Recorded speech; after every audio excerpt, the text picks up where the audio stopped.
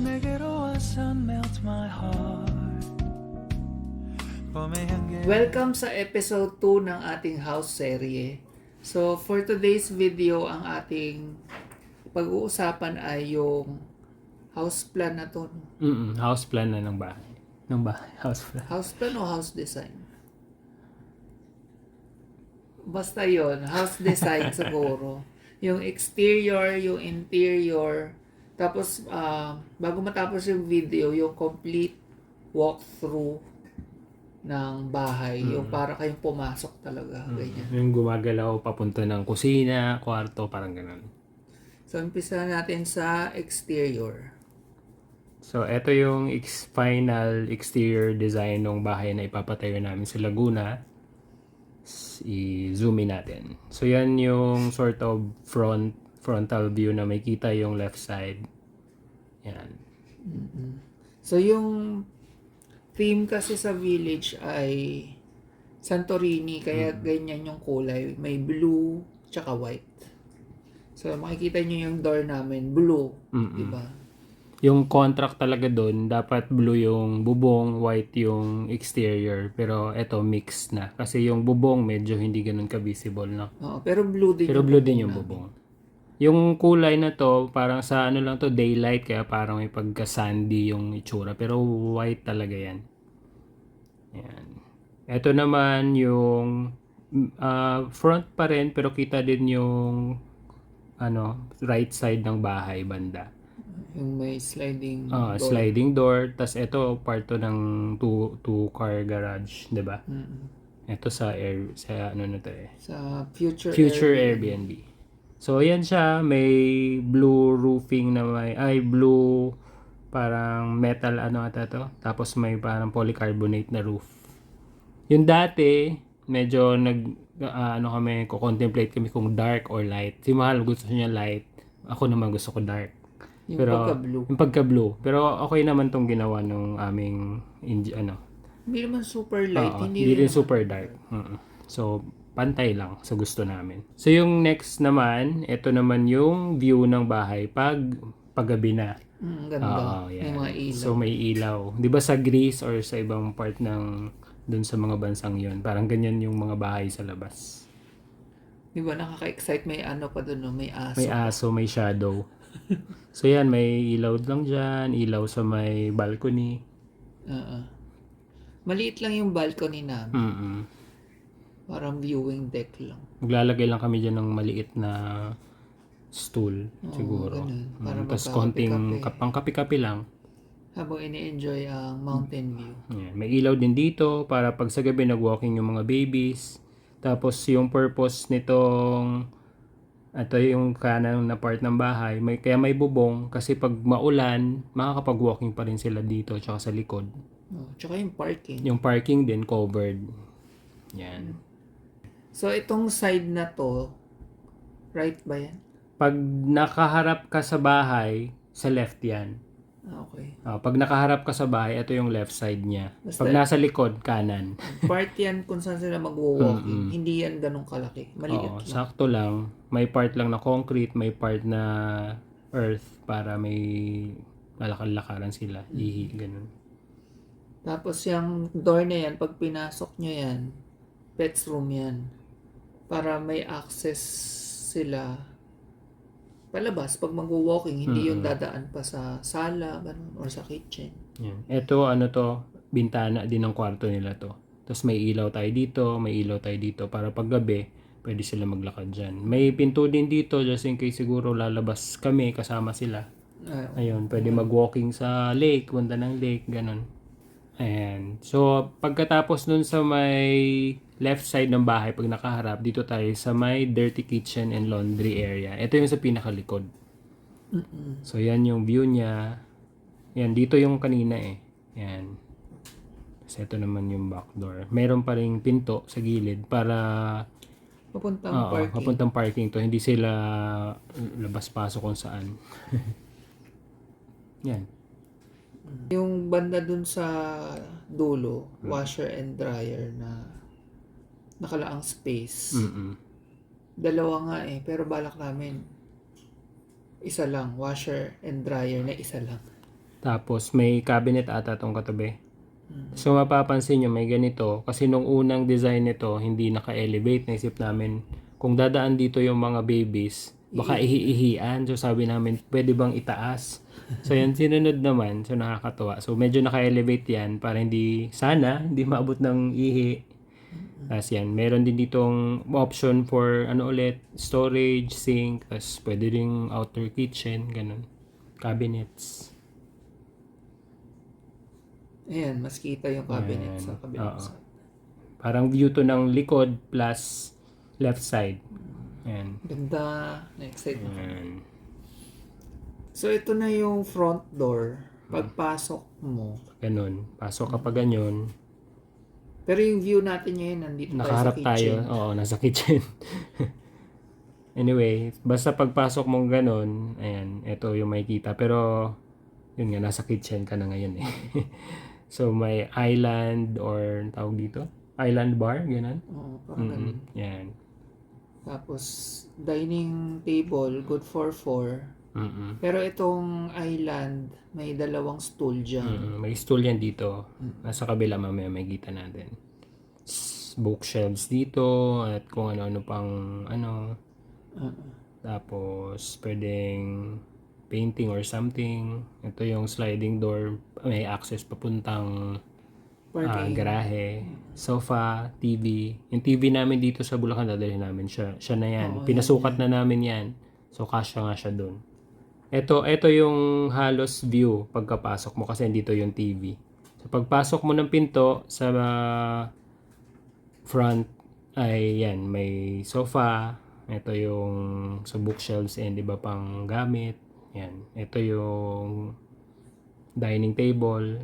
Tapos Zoom in mo, makikita yung yan. stools. Tingnan natin yung stool. Hindi ba Hindi pa rin. Ayan yung paanong stool. Pero may stool dyan. May isang view yan nakita. Kita. May ref. Ayan. Pinasukat din namin yan. Yung ref din namin dito. Dadalhin din namin. Cabinets. Ito yung zoom in natin. Ayan. Kitchen. May range hood. Pinto. Papunta sa likod. Sa lito kita yung stool. 1, 2. Bali 6. So habang may nagluluto doon, pwedeng serving station to. Pwede magkwentuhan ganun. Tapos pag may extra ng bisita, ayan dito. Sa office naman tayo. So eto, pagpasok mo ng office, may dalawang space para sa nagtatrabaho. Maliit lang yan. Dalawa lang naman kami. Pero balak namin bumili ng tag-isa, yung naaangat-angat na table para pwedeng tumayo pag masakit na yung likod. Ayan. Tapos, ayan, may mga storage sa likod namin. Nalagyan ng dry cabinet para sa equipment. Hindi pa nga pala nakalagay dyan kung saan yung aircon. Pati dun sa walkthrough, wala pa. So, sa personal na lang yan pag-uusapan. Pero balak namin lahat split type para Hindi maingay. tahimik. Tsaka tawag dito yung mga inverter para matipid. Medyo mahal lang sa una kasi medyo mahal ang split type eh. Oo. Actually, nagpapamahal dun yung installation. Yun din. So yung office may malaking window so at least may kita kami view sa labas. Kita din yung bundok. Tapos may may exhaust para pag naka-on yung aircon, lalamig din dun sa room ni na Yurik, ni na Bailey. Naka-connect siya sa Pets room.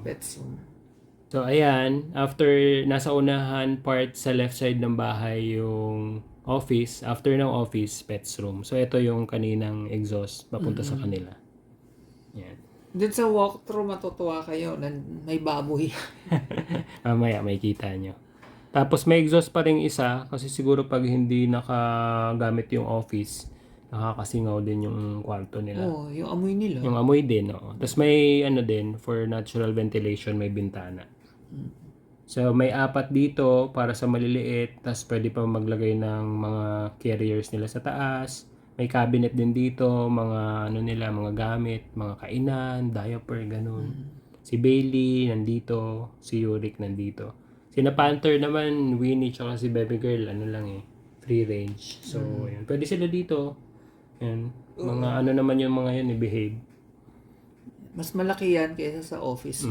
Sinadya namin kasi mas marami sila. So next is yung ground floor bathroom. Maliit lang yan. Na-maximize lang yung ilalim ng hagdanan. Pero full functioning yan. May sink, may toilet, may shower. May exhaust din. Ayan pala, dito sa view kanina, ito yung bar. So, pag nasa kitchen ka, nagluluto ka, ito yung bar. May table dito sa ilalim ng bar. Yan yung TV. So, ayun yung view. Ibang perspective to. So, ito yung pets room. Yan yung office. Yan. Tapos, pag akyat, meron kaming pina-add kasi late na namin naisip. Kailangan pala namin ng isang single room para kailangan kasi talaga namin ng boy or helper kasi nakakapagod kami lang lahat nag-aasikaso. Original na floor plan na shinare namin sa inyo, wala yan. Wala. So, dinagdag lang yan. Maliit lang yan. Good for one, pero na-maximize naman yun na Sir Kenneth. So, good for one person na bed, may parang din sa side table, may bintana. After nung helper's room, ayan, ito yung bedroom 2 yung guest room yan. So, pagpasok mo ng pinto, after ng hagdanan, yan yung view. May good for 4 yung isip namin.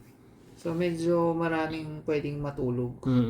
Tsaka pwede pa sigurong, yung iba, pwede naman sa babae, bibili na lang kami ng mga panlatag o kung ano, pag marami talagang bisita.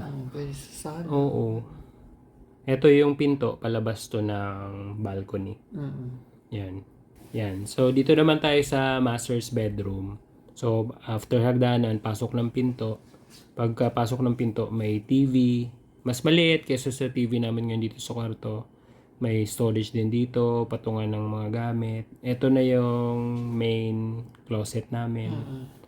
So, ang galing na naisip ni Sir Kenneth kasi may built-in na window. Mirror. Yan. Para hindi na kayo bibili at lalagay pa sa kung saan dyan. So, hindi na mag-take ng space. For additional space siguro, inisip namin yung kama, baka yung ilalim na part may storage din. Oo, meron. Para madaming lalagyan. Kinumpute namin yan, parang nasa 9 square meters lang yung kwarto namin. Mukhang maluwang pero lang yan, naka-wide perspective lang. Yan, yung kabila. Kanina, yung view na yon nandito ka nakatayo. Yan, ito na yung master's bed.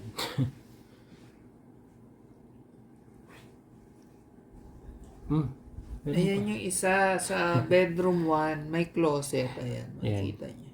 Ito yung closet nung bedroom 1. Dito na tayo sa master's bathroom. Ayan, pagpasok ng pinto, ayan, ito yung pinakamalaking banyo. So, ayan, makikita niyo may bathtub, may urinal, may toilet bowl, tapos may vanity. May storage din konti. At may merong niche. Nilalagyan ng mga sabon. Nag-request ako ng bintana talagang malaki. Kasi gusto ko habang nasa bathtub ay namimintana or nakatingin ka sa stars. Nakatingin ka ng gano'n. So, yun. May kita. Habang nandito yung ulo mo, may kita mo yung view dito sa gabi. Kasi nasa likod kami. Tapos yung gagawin naman parang walling doon. Medyo see-through, hindi solid. Kaya may makikita ka talaga dito. Tsaka second floor na yan. Yun din. So, ayan yung master's bathroom. Yan pa ibang perspective. Ito yung pinto. So, nandito ka banda sa may sink. No? Ayan yung urinal. Ayan, dito ka, ulo mo. So, nakatingin ka dun sa view. So, dito yung pinto. Pagpasok mo ng pinto, pag ganun, dito yung uluhan ng mo. Pag nasa bathtub. So, yan yung nakaharap ka sa, nakatayo ka sa may urinal. Oo, nakatapat ka sa inodoro, tas sa ibang part ng banyo. Yan. So, yun na, kasi yung balcony, pag nasa labas doon mo lang siya makikita, walang naging screenshot. So, ang next step daw ay costing, ano ba yung sabi? Building permit. Application ng permit. Oo. After nun, tsaka palang siguro mag-groundbreaking, and finally mag-uumpisa na. Ay, sana. Kasi, Diyos ko, nasisira na naman yung kalsada dito. Tsaka ano na, Ay. mag-August na. Oo. Andito pa kami. Nakakahiya. Pero at least, sulit naman yung hinintay namin ng almost 2 months. At least madetalye, kompleto. Yun. So ngayon, isi-share na namin sa inyo yung walkthrough nung buong bahay, kung saan makikita nyo na para talaga kayong pumasok dun sa bahay namin. Bahay namin, wala pang soon to be bahay namin. So, kung meron kayong question about dito, kung ano, ang total nga pala uli ng pagpapadesign namin ay 50,000. Pero, deductible yun sa contract price. Kung sa kanila din kami magpapagawa. Syempre sa kanila din kami magpapagawa. Pero yung iba kasi nagdi-DIY. Mas makakatipid ka talaga pag nag-DIY ka, nagpa-design ka lang talaga. Kasi after ng 50K, bibigyan ka na ng blueprint, meron na lahat na yung electrical plans, plumbing. Yung, meron din palang ganun, tapos na kaso sobrang technical, so di na ipapakita sa inyo. Oo. Yung mga plumbing, Kung nasaan yung ilaw, ilan yung aircon, mga ganun. Wag na lang. Wag na. Tawag ito, pwede naman kami mag-DIY, pero masakit din sa ulo yun kasi iba-ibang tao pa yung kakausapin mo. Hanap ka na naman ng kontraktor. Mamaya hindi pa ganun kapulido gumawa. Kaya doon na lang kasi may mga samples naman siyang ginawa na nakita naman namin. So, lagay ko yung link uli ng Facebook page ni I Can Design. Tama ba? I can build. I Can Build. Sorry. Ni I Can Build. Lagay ko. Kung balak nyo rin magpa-design. So, yun. Bago kami magpaalam, isi-share namin sa inyo yung complete walkthrough ng video. Enjoy! Ito yung model na I can build. Pasok kayo sa bahay namin. Kasi di mo Ayan, ganun. Ito yun ang Pasok mga kayo. Welcome sa aming Santorini house.